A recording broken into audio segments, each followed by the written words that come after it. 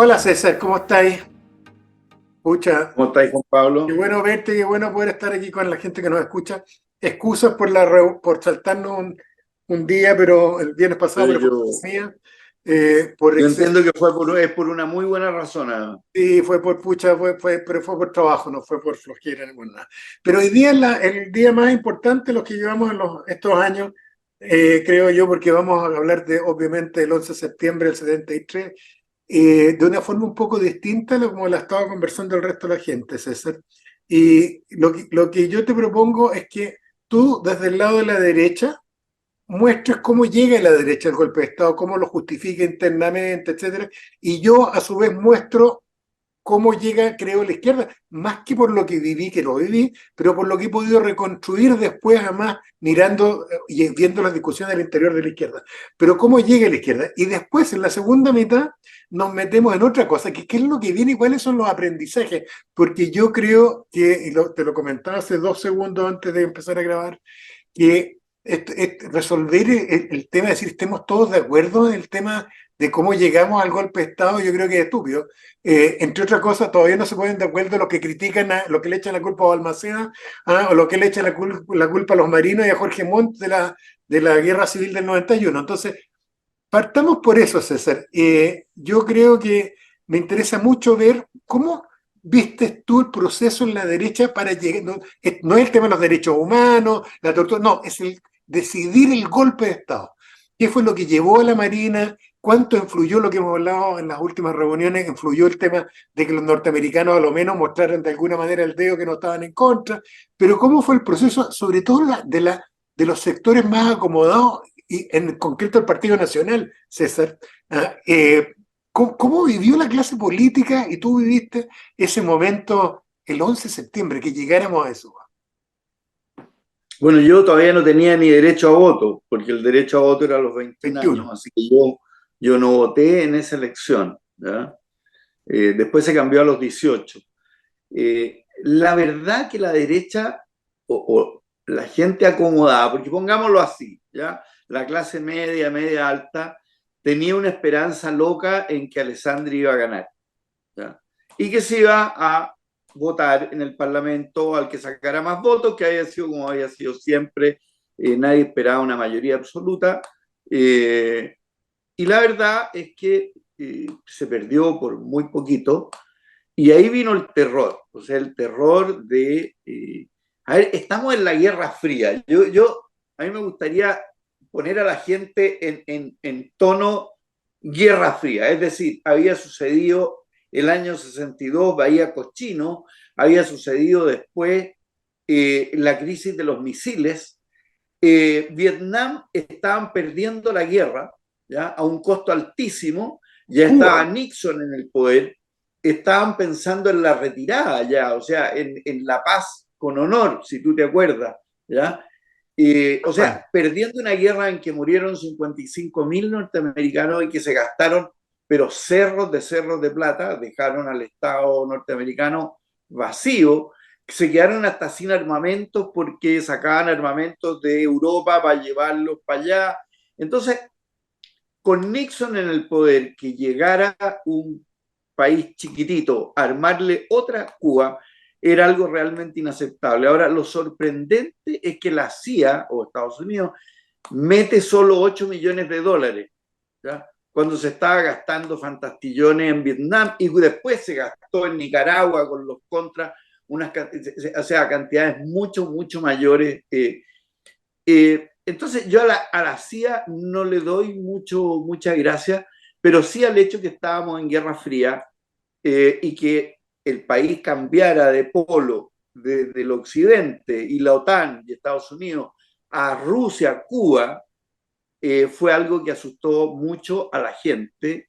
Había habido una campaña del terror que venía desde la elección del 64 con Frey, que ahí la CIA metió más plata, incluso que en esta etapa, en que se mostraba cómo fusilaban encarcelaban a la gente, y qué sé yo, y con lo cual mucha gente empezó a irse de Chile, montones de familias, entre ellas de un tío mío, el hermano de mi papá, que se llevó a toda su familia a Argentina, los cabros se fueron a Argentina, otros se fueron a España, en fin, entonces había mucho, mucho miedo. Las Fuerzas Armadas tuvieron un conato al principio que fue muy mal llevado, que fue una cosa del general Biot y algún par de generales más, pero que no prendió.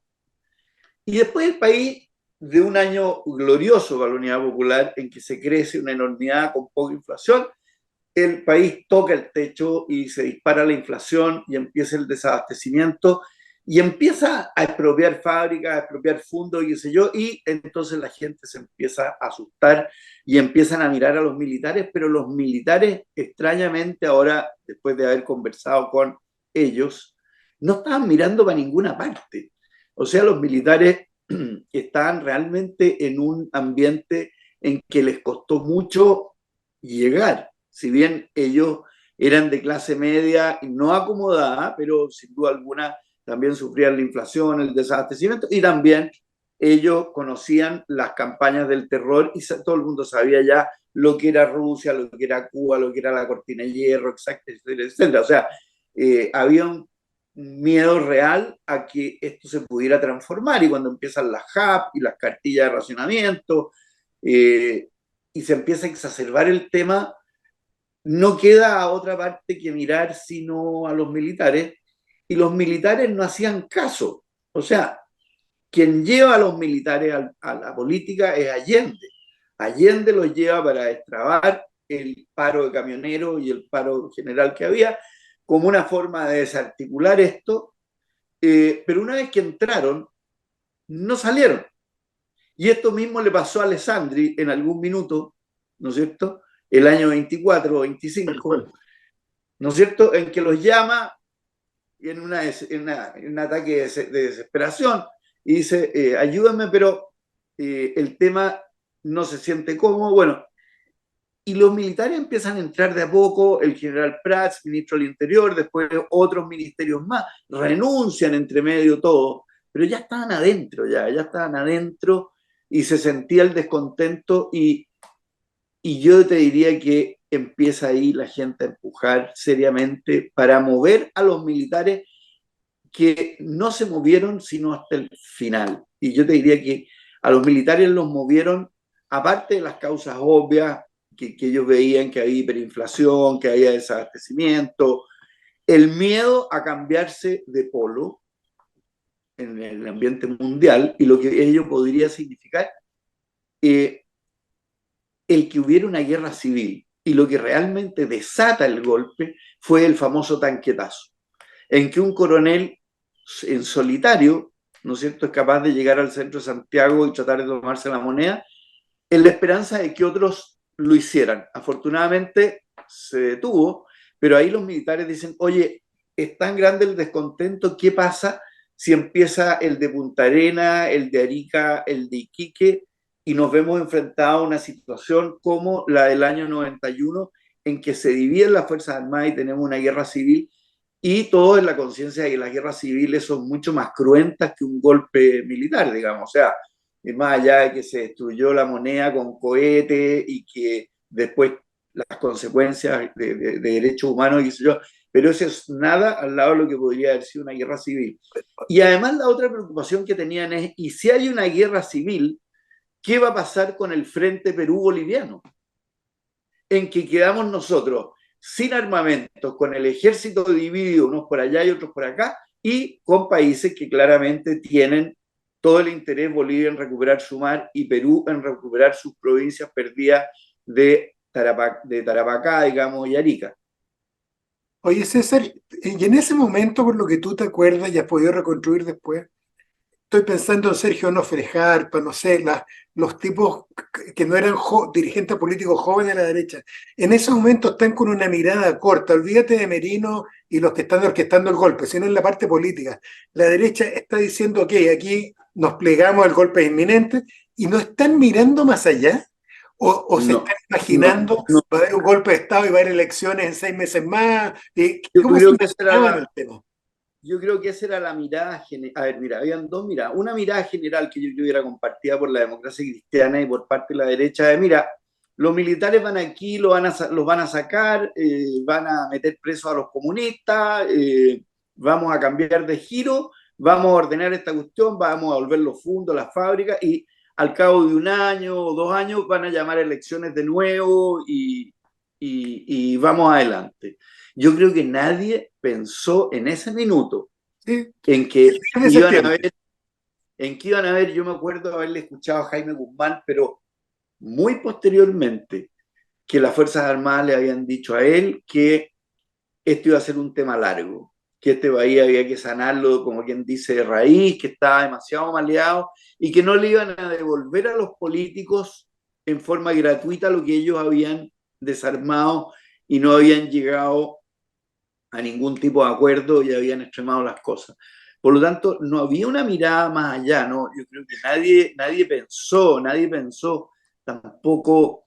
Ahora, también había gente que decía al principio, oye, aquí hay que echarse a mucha gente, o sea, una guerra civil corta, dura, pero sangrienta, cosa que no lo fue, afortunadamente, ¿no? Pero yo me acuerdo el día del golpe, en la noche, que estábamos con unos amigos, y alguien se comunicó con uno de los generales por si necesitaban ayuda o qué sé yo, que le dijeron que no, que la situación estaba dominada y que ellos calculaban que habrían muerto unas 1.000 personas y no más. Lo cual, para la gente que estaba como más enardecida, que era el caso de mi amigo, y estaban con el poco whisky que había en esa época, encontraron que era sumamente débil, que era muy poco, porque los ánimos estaban muy enardecidos. Era la boda de plata de mis papás, el 11 de septiembre ese, así que habíamos traído 2 pavos en forma subrepticia del campo, porque no se podía trasladar carne a Santiago.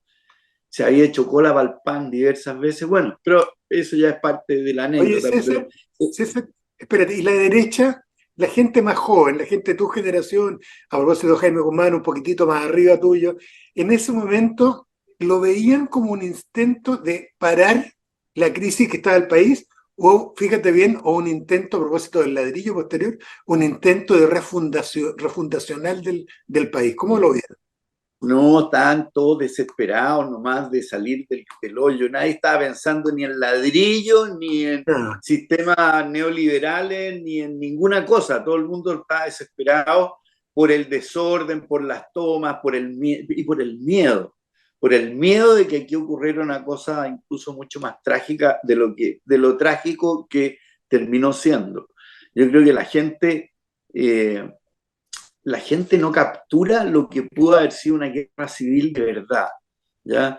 Y yo creo que el bombardeo a la moneda y todo lo que se hizo al principio, qué sé yo, fue para evitar que hubiera rebeldía al respecto y de alguna manera las Fuerzas Armadas se volvieran a ir. Yo no estoy convencido, Juan Pablo, de que todos los militares eran de derecha y de que todos querían armar no, lo que está después claro se que no es armó. así, pues.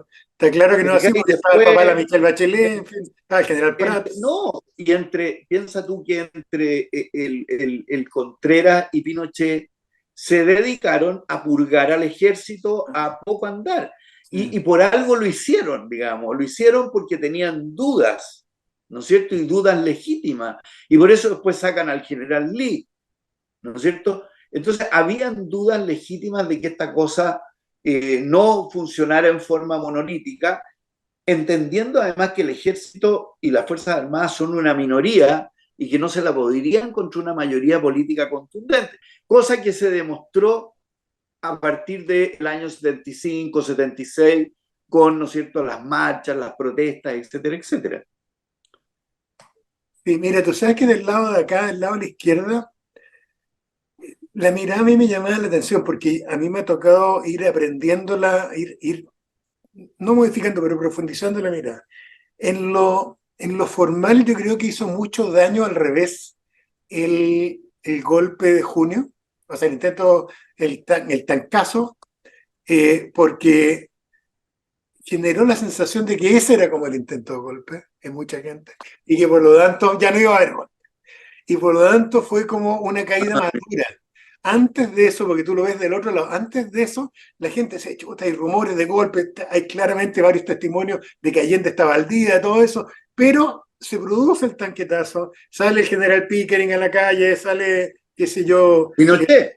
Pinochet mismo, y se sofoca, y se produce entonces una cuestión que es terrible, que es la sensación, ok, empieza un tema, acuérdate que en la historia que no se ve de afuera, pues obviamente los que somos de izquierda miramos a la derecha y vemos como todo el mundo derecha igual, y la derecha ve a la izquierda como todo el mundo igual. Y no es así, pues. En la izquierda aquí hay una tragedia porque que la pagó en gran parte el PC, porque habían dos, históricamente había una izquierda pacifista en Chile. Chile no era un país de guerrilla, a diferencia incluso de Argentina, de Paraguay, incluso de Brasil, de Colombia. No era. De hecho, el Partido Comunista no tenía aparato militar. Y por eso que se produce esta cosa que la gente no entiende, que el PC, en lo que se llamaba, ¿te acuerdas? La vía chilena del socialismo, cuando Allende se niega a asumir la dictadura del proletariado, dice, no, yo voy a mantener la democracia, y todo el cuento, y se le aplica al PC, y se le desgajan sectores del PS, después el MAPU, la izquierda cristina, se van desengajando grupos importantes de gente que dicen, no, aquí hay que ser marxista ortodoxo y hay que irse a la cuestión militar y la dictadura del proletariado y armemos guerrilla y todo. Entonces, en mi opinión, el gran derrotado de esto fue, para lo que no era gente derecha, fue el sector de la izquierda allendista, la izquierda del PC, la izquierda de los que se negaban a asumir la política como un fenómeno militar y que por lo tanto eran marxistas distintos al marxismo tradicional. ¿Ah? Ahí yo me acuerdo de chico cuando estaba Fidel, ¿te acuerdas? Acá y que se reía lo ingenuo de Allende y Allende decía, no, no voy a transar de la revolución en Chile con empanada y con vino tinto y es con democracia. No voy a aceptar aquí, no voy a hacer un autogolpe, ni voy a armar a la gente, ni nada. Y la mejor demostración, en mi opinión, con todos los errores que cometió Allende, pero de su vocación pacifista, la da el golpe. Cuando él hace su discurso maravilloso a mí, yo cada vez que escucho el discurso de Allende, todavía se me llenan los ojos de lágrimas, porque me acuerdo del gesto de él de llamar a proteger a la gente, ¿ah? De que la gente se quede en la casa, en vez de decir salgan y vamos a pelear en contra de la dictadura. El gallo al revés, hace en la visión, hace el gesto humano de decir, ¿sabes qué? En este momento tranquilo y tira la frase aquella famosa, ¿no es cierto?, de las grandes Alamedas y da esperanza al futuro, pero no inmola, así se me voy a inmolar yo, pero no voy a salir a sacrificar a la gente. ¿Qué es lo que hubiera querido probablemente sectores del MIR, me imagino yo, o sectores del PS duro, que salgamos todos a pelear y que esto se transformara en una batalla campal que hubiéramos perdido y hubiera significado miles de muertos inútiles? Entonces, yo creo que hay una derrota de una izquierda ingenua, de una izquierda pacifista, de una izquierda que era como Allende, pues sí, es como Allende, de izquierda que tiene mucho vínculo con la oligarquía, la gente se le olvida eso, pero aquí había grandes sectores, no grandes, pero habían, casi era, tú me corregirás César, pero en cada familia de la oligarquía, hasta en la familia Edwards, había alguien que era del MIR o del PC, siempre había alguno, ¿no es cierto?, de apellido vinoso que se venía para este otro lado, pero que éramos sustantivamente pacifistas. Yo a gente que no vivió la época le cuento, por ejemplo, las cosas terribles que yo he escuchado de comunistas cubanos en contra del Partido Comunista Chileno por no haber apoyado al Che Guevara. De hecho, he llegado al punto que hay mucha gente que yo he escuchado que le echaban la culpa de que si el PC chileno no le había prestado apoyo, el Che Guevara no se hubiera muerto. Y efectivamente el PC chileno fue contrario a exportar la revolución. Entonces, creo que ahí, para mí, tiene en lo particular, desde mi ángulo, que he sido siempre pacifista, nunca he creído en la política armada, creo que fue una derrota del lado más blando. Parece ser cierto, por lo que tú has visto en las publicaciones de todo, que Allende iba a llamar a un plebiscito. Entonces yo me acuerdo cuando supe eso, además, allá por el año 75, 76, que me enteré que además Allende estaba a días de llamar a un plebiscito, lo hallé más trágico todavía. Ahora, la elección que yo he sacado y que sacamos muchos de mi generación y algunos un poco mayores, es la que yo creo que nos va a empujar, César, al tema de fondo de esta conversación. Esto fue una tragedia tremenda, en particular para la izquierda, obviamente que fuimos los derrotados. Yo creo que fue una tragedia institucional para todo el país, pero particularmente por razones obvias de la izquierda y lo que fue el exilio, y un tema que fue lo que es una dictadura, que es un tema parcialmente distinto al golpe de Estado. Aquí podría haber habido un golpe de Estado y una situación distinta después, pero se opta por una dictadura que termina durando 17 años y que tiene un costo en materia de derechos humanos más o menos feroz. Entonces, creo que en mi caso, César, me pasó que se me generó, y como mucha gente quiere, una aversión a la violencia. O sea, fue tanto el shock del golpe de Estado que nos pilló de sorpresa por esta cosa de junio, ¿no es cierto? Que dijimos, ese era el intento de golpe, entonces no funciona, no funcionó, ahora sí vamos a estar en democracia. ¡Pum! Vino el golpe de verdad el 11, pilló de sorpresa y, y fue en mi caso, en vez de empujarme a las armas y decir, ¿sabes que hay que sacar a Pinochet a balazo? En mi caso fue al revés, fue empujarme a convicciones democráticas radicales, de decirse, y por eso que probablemente a propósito de nuestro común amigo Jaime Guzmán, me acuerdo incluso en las conversaciones yo de 19 años, 20 años con Jaime Guzmán en la universidad, en que él defendía el régimen, pero no defendía la violación de los derechos humanos, incluso en ese momento me acuerdo eran ganas de convencerlo, pero no me daban ganas de hacer lo que le hicieron después al pobre Jaime, que era matarlo porque tenía ideas que yo estimaba que no eran democráticas. Entonces, creo que a propósito de cómo enfrentar esta fecha, que para mí en particular es muy dolorosa, César, yo creo que para muchos de los que tenemos medidas dolorosas, eh, mm, lo que a uno le produce más que un deseo de reconciliación histórico, de que estemos todos de acuerdo que todo aquello que es imposible, es abrazar con cariño la democracia, César. A propósito de esto que los dos tenemos crítica a Estados Unidos, pero habiendo vivido allá y trabajado tanto allá, le tiene cariño al modelo de democracia norteamericano en lo interno, lo que pasa dentro de un condado en Estados Unidos, lo que pasa, ¿no es cierto?, el poder que tiene la gente común en Estados Unidos muchas veces. Yo creo que, por lo menos, y me gustaría escuchar tu opinión en torno a eso, es que la esperanza de uno para adelante es que esta confrontación en que el otro es enemigo, no es uno que piensa distinto, sino que es un enemigo, te lleva necesariamente al tema de la fuerza y que la política se deshace. ¿Para qué voy a estudiar, pues, César? Si no es un tema de convencer al otro, si el otro lo tengo que eliminar porque es mi enemigo, un poco lo que está pasando en Estados Unidos.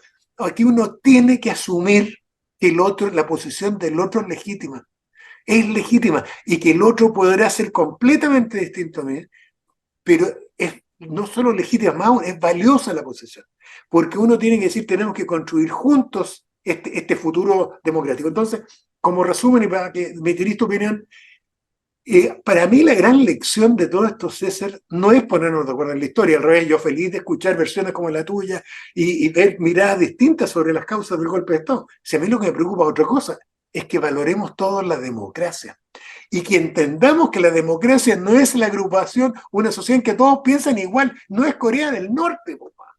La democracia es justamente que uno valore que hay gente que piensa distinto. Y eso es donde tenemos que tener este compromiso. Y ahí metértelo con otra pregunta, César. ¿Qué opináis en torno a eso? Y segundo, ¿cómo has visto este documento que sacó Boric a propósito de lo que firmaron los expresidentes, incluyendo Piñera, a propósito del tema del compromiso democrático? A ver, varias cosas. Uno, respecto a lo que tú estabas hablando antes y del Partido Comunista, uno no puede olvidarse que el Partido Comunista chileno era muy subsidiario del Partido Comunista de la Unión Soviética. Y la Unión Soviética no creía en el proyecto de Allende y nunca le prestó ropa ni le prestó plata. Tampoco creía en Fidel Castro. Fidel Castro era más un cacho que otra cosa. Tampoco creía en el Che Guevara. O sea, Rusia estaba, o la Unión Soviética, estaba muy distante de lo que era Altamirano y de lo que era el MIR. O sea, para ellos esto era un aventurerismo nomás, que no tenía ningún sentido, que obviamente que tenía que apoyar, pero por buenas maneras.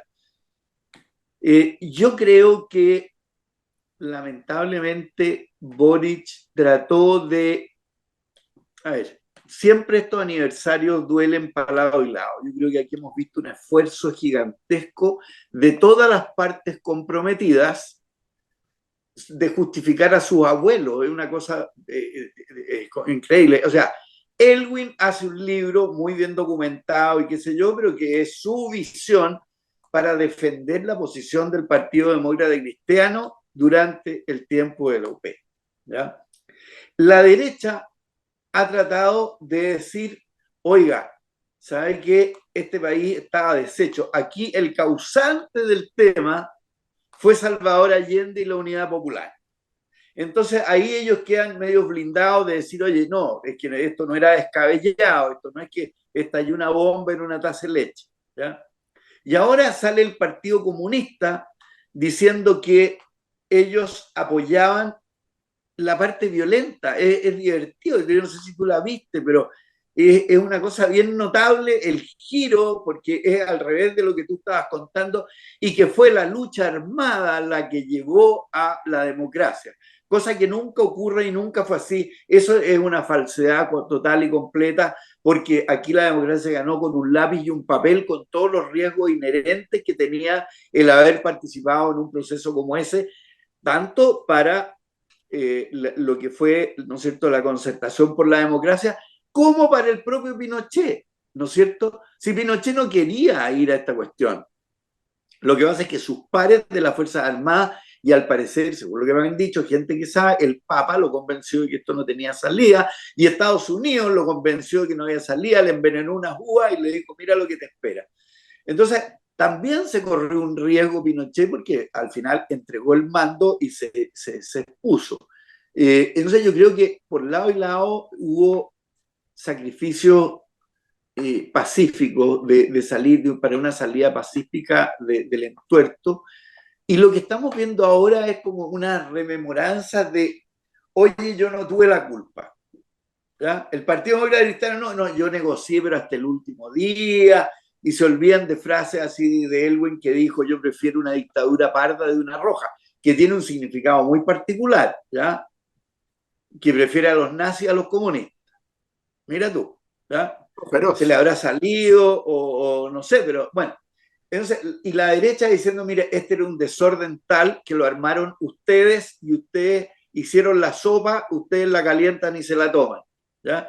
Y los otros diciendo, mire, aquí no había ninguna razón para que hubiera habido un golpe de Estado, ninguna. Esto estaba perfecto, esto estaba caminando, esto se iba a resolver en democracia y se iba a resolver mediante un plebiscito que es un poco un mito porque nunca nadie supo qué es lo que se iba a plebiscitar, ni cuándo, ni cómo. Hacer un plebiscito no es un tema simple, menos todavía en el ambiente que existía en esa época. Por lo tanto, plebiscito o no plebiscito, la verdad que es dentro de las cosas hipotéticas, como por ejemplo, ¿qué hubiera pasado si realmente descabezan al ejército y no entra Pinochet, sino que queda Bonilla, que era un gallo mucho más tranquilo? ¿Ya? Y nos quedamos con un caudillo latinoamericano, pero bien armado. Eh, pero son hipotéticos. Yo creo que es muy difícil tener una visión común los que sufrieron las consecuencias, menos aún, ¿no es cierto? Imagínate para la gente que tiene parientes desaparecidos que no lo han podido enterrar, que es un rito humano, natural, a los que fueron exiliados, que yo lo encuentro horroroso, que te echen de tu país, de tu tierra y no te dejen volver, ¿ya? Y también la gente que fue expropiada, que fue golpeada, que fue dañada en el periodo anterior, también quedó dolida y quedó rabiada y quedó picada. Fíjate que hay una de los amigos míos, la actitud hacia lo que pasó después es muy distinta de aquellos casados que tenían hijos que de las que éramos solteros. Porque los que tenían hijos pasaron muchísimo más susto y más temor que los que éramos solteros. ¿Ya? Ahora, Pero yo creo, César, mira, yo tengo la impresión, de hecho, lo que dice el PC es cierto, ¿eh? Si lo que pasa es que yo estaba hablando hasta el 11 de septiembre del 73. Después del 11 de septiembre del 73 viene una reflexión, sobre todo después del año 75-76, que se empieza a materializar en Cuba. Empiezan a discutir esta cuestión en Cuba y empieza a tomar el control de Gladys Marín progresivamente y empiezan a hacerle la crítica a los dirigentes antiguos, a Corbalán, a Orlando Milla, a todos los dirigentes antiguos del PCN. Esto les pasa por giles. Aquí debemos haber tenido aparato militar y se empiezan a ir para otro lado y forman el Frente Patriótico Manuel Rodríguez, que termina siendo este monstruito que termina casi comiéndose al PC, además que era predecible y predecible iba a ser.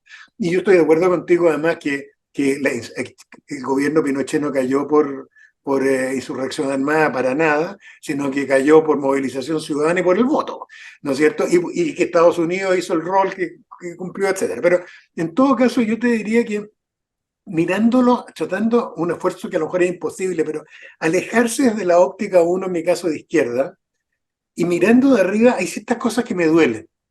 En el periodo, y es una cosa que no sé qué opinas tú, pero a mí me calma entender el proceso, no lo que pasó el 11 de septiembre del 73 y en blanco y negro y aquí unos gorilas golpistas, sí es cierto, pero ¿de qué me ayudan? Es mirar lo que empieza a pasar a partir de 1964 hasta 1990. Y ahí tú tienes el lado oscuro y el lado bueno. Ves un deterioro institucional, un fracaso de las clases políticas. Si las clases políticas no son de dialogar y crear confianza para mantener el esquema democrático, estamos hasta la pelota y nos vamos todos para la casa. No, Juan Pablo, es tan cierto lo que tú dices. O sea, a mí lo que me da miedo ahora, cuando veo la discusión política que está habiendo, son las famosas líneas rojas y las famosas convicciones. Nosotros llegamos al golpe de Estado por errores, por convicciones profundas y por líneas rojas impasables, de lado y de lado. ¿Ya? Pero además no es así. Y eso es, la democracia no puede tener ni demasiadas convicciones duras ni demasiadas rayas rojas, salvo las que determinan lo que es un sistema democrático liberal occidental. Tal cual. Esas son las cual, únicas. Tal cual. Todo así lo es. demás no puede estar, todo lo demás uno puede preguntarse, como dice que es tan buena la pregunta de la de Deirdre McCloskey, ¿has pensado alguna vez que el otro podría tener la razón y ser tú el equivocado? Y la gente es tonta, de repente a mí me da rabia porque creen que si uno cree que el otro es un detractor legítimo, y a mí me criticaban mucho, me acuerdo, imagínate lo que era ser amigo de Jaime Guzmán en mi época, que yo era, ¿no es cierto?, de izquierda, en la católica, en su momento, oye, pero ¿cómo podía hablar con ese gallo? Me decían la gente de izquierda, porque confundían que si uno era capaz de escuchar al otro y verlo como una persona legítima, era porque tenías pocas convicciones en tus cosas, y es al revés. Yo tengo convicciones de izquierda profunda, pero eso no significa que crea que tengo la razón en todo. Y además, acuérdate esta frase que es lo que a uno lo define como demócrata: me aterraría una sociedad en la que todo el mundo pensara como yo.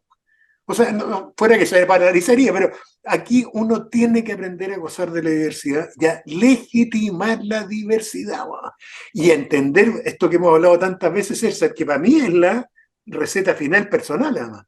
Que uno siempre, y este es el sentido de este programa, además, que uno tiene que tener dos actividades políticas. Antes que izquierdista, yo soy un demócrata.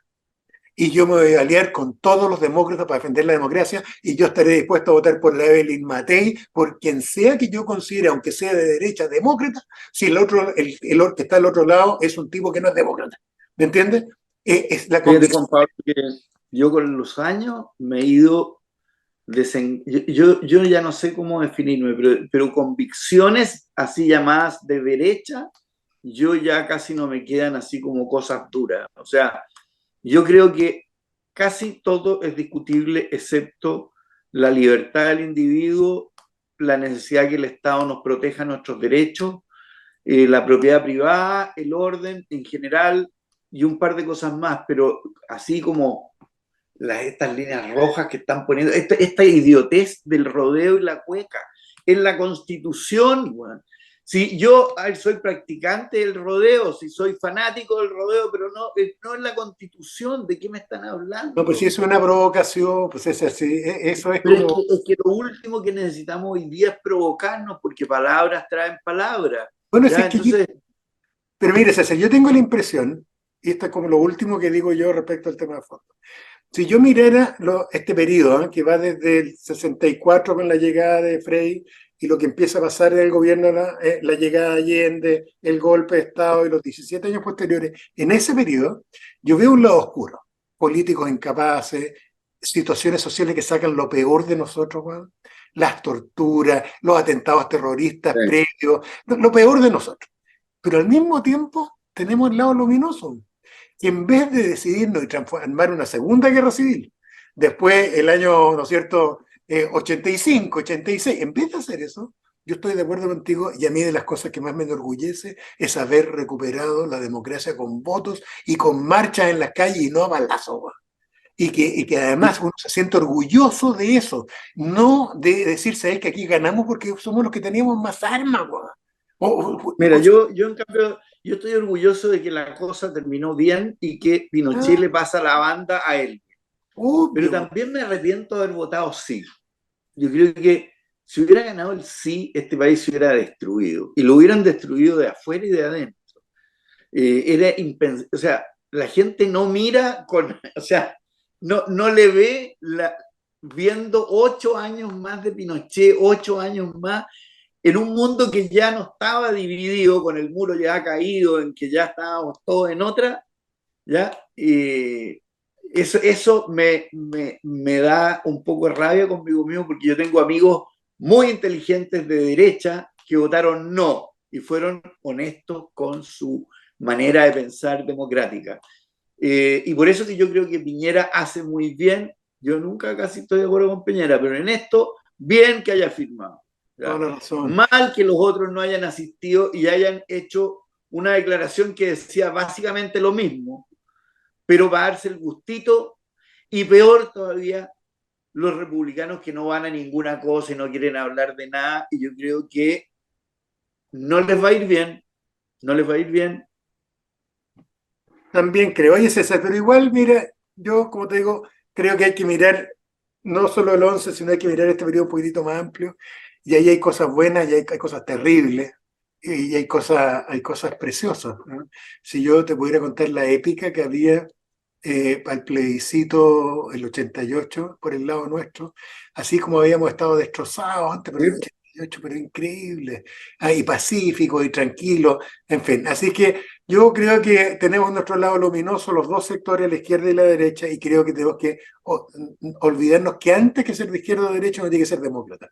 Y si uno no es demócrata, es un peligro público, y de lo mismo si uno es de izquierda o de derecha, pero si uno no cree en la democracia, pues, tienes que hacer un gallo que vaya a eliminar el contrario, ¿no? Pues, y de lo mismo que la eres y queda entregado al tema de la fuerza. Oye, César, ya, igual ha estado Vamos, entretenida la conversa, vámonos con tu libro, con tu película. película y la comida. Mira, oye, en película me demoré 2 días, vi la serie completa, se llama Challenge ETA. Es la historia de cómo el gobierno español en democracia combate a la ETA. Es impresionante. Y al final el combate a la ETA, que fue mortífera y fue una cosa horrorosa en España, al final se gana a través de inteligencia. Inteligencia y coordinación entre España y Francia. Impresionante, o sea, impresionante además la crudeza de los asesinatos de la ETA, lo inmisericordios, lo crueles, etcétera, etcétera. En libro, La historia secreta de Jaime Guzmán, ¿ya? Que es un personaje que tú y yo lo conocimos y yo me aprecio de haber sido su amigo, que fue hasta mi matrimonio. Y en comida, oye, erizo almatico. Me dio hambre. Oye, César, yo el libro les propongo, libro gratuito, ahí lo ven,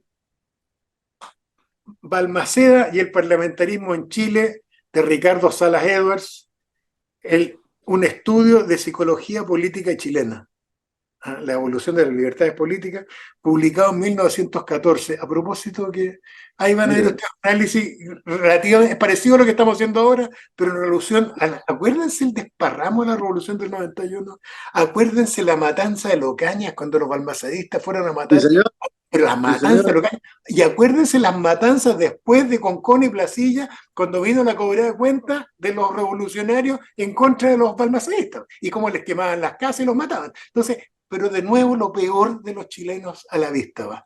Entonces, yo creo que es interesante el libro, un libro bien olvidado, pero como muestra que tenemos problemas para reconstruir la historia, y eso está bien, no hay que tenerle susto. En película, una película rara, que no es buena, pero me ha dejado un sabor agradable, una serial, está en Apple TV, se llama Joe Pickett. Esto es separado, es la historia como un western moderno mezclado con una teleserie, bien raro, pero es agradable la sensación que produce, es más lenta, tiene algo de película de acción y algo de drama, y es la historia de un guardabosque en Estados Unidos en el tiempo actual. Medio gil, medio débil, medio antihéroe, pero con su familia, a mí me pareció, por la primera temporada por lo menos me pareció de producción barata y todo, pero chora, la recomiendo.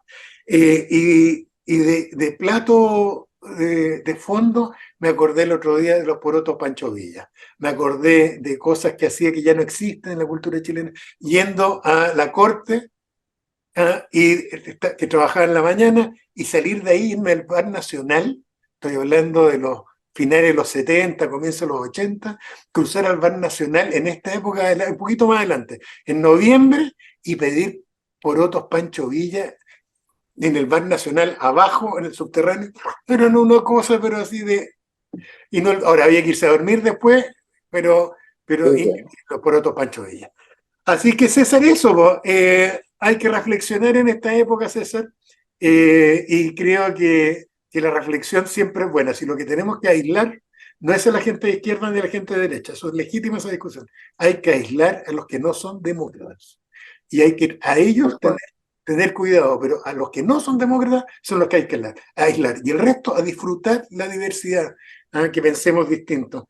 Así que eso, porque bueno verte de nuevo, disculpen Oye, en la pérdida del video anterior, pero fue culpa mía. ahora lo Así que hicimos eso, más largo, ¿viste? tal cual. Eso Y es una tirada. esperar que el próximo fin de semana ya con fonda y con baile y con cuestiones Tiquitín, tengamos un poco más olvidado todo este tema. tal cual. Eso, pues saludo a todos, que se cuiden, lo pasen bien, y reflexionen. Eso. Ya pues, Chao. Que estés chao. bien.